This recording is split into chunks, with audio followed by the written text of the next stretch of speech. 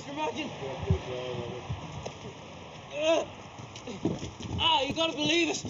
We've landed a really, really massive gig. There's a very confused band in my garage right now waiting for a practice. The character I play is a man called Mackin, and he's gangster, Dublin gangster, and our hero Neil comes and tries to raise money to promote his band from our man Mackin. So he's kind of sold his soul to the devil, really. He's done a deal with a guy who turns out to be quite dangerous in the end. One of the themes of the play is Neil's desperate attempt to make it, and that you can, as an actor, relate to that, I suppose.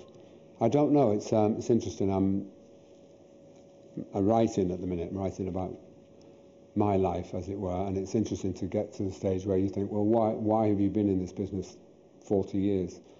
What has kept you going? And in my case, I can't say that it has been the search for renown or the search to be famous. I think there's always been a determination to be good at what you do and to be the best that you can at what you do. But fame has never been a bedfellow I've sought particularly. So I differ from Ben's character in that respect.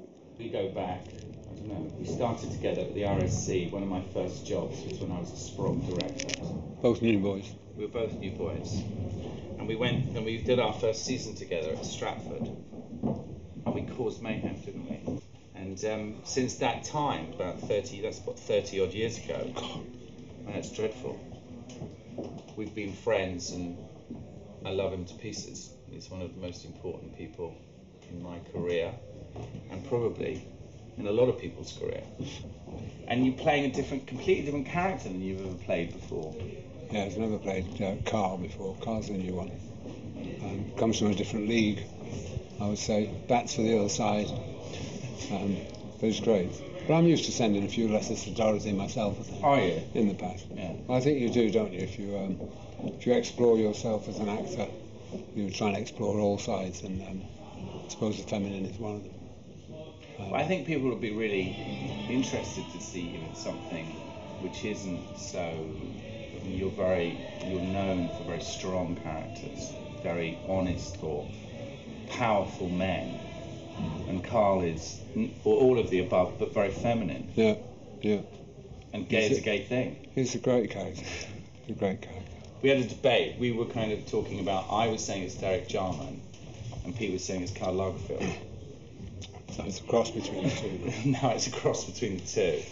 I've got to go now. We've just been called. And we've just been called, so we've got to go because we've got to complete this scene. Because both Bobby's sitting over there having his tea, and Ben's sitting here having his tea. This is lovely. It's like it's like an audience with Pete Postlethwaite. And our first is going to go absolutely bonkers with me in about 30 seconds unless I leave this room. One of the key reasons why we've been able to achieve the sort of production scale and the level of talent we've got on this is because everyone bought into the story. It has themes which everyone relates to. It's got the quest for fame, and everyone wants to be a rock star. I play the love interest to Ben Barnes' character, like Gloria. And I like doing comedy because you laugh all day. So when you're doing comedy and you're laughing during the scenes, you're laughing in between scenes also. So there's something to be said for that. You know, have a job where you get to laugh all day. I love laughing. I love being laughed at with.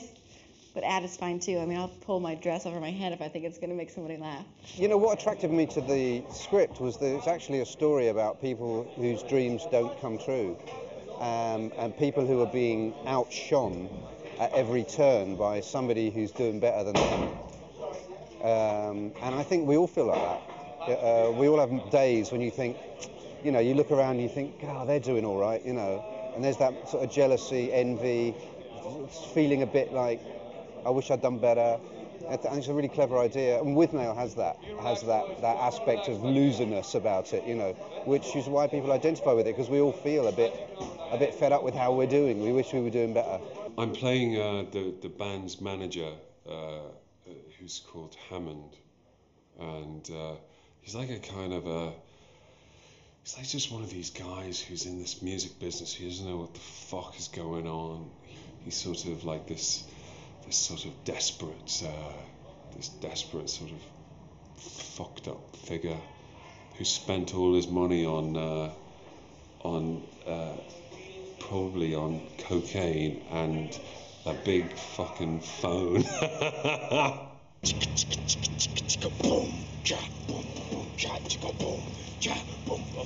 So we're right outside the restaurant. Nick Ham grew too loud, he'll open the door. I pleaded with him to pick slightly cooler people, but this is what we ended up with. If I was a Buddhist, I would need Zen. B to the E to the N.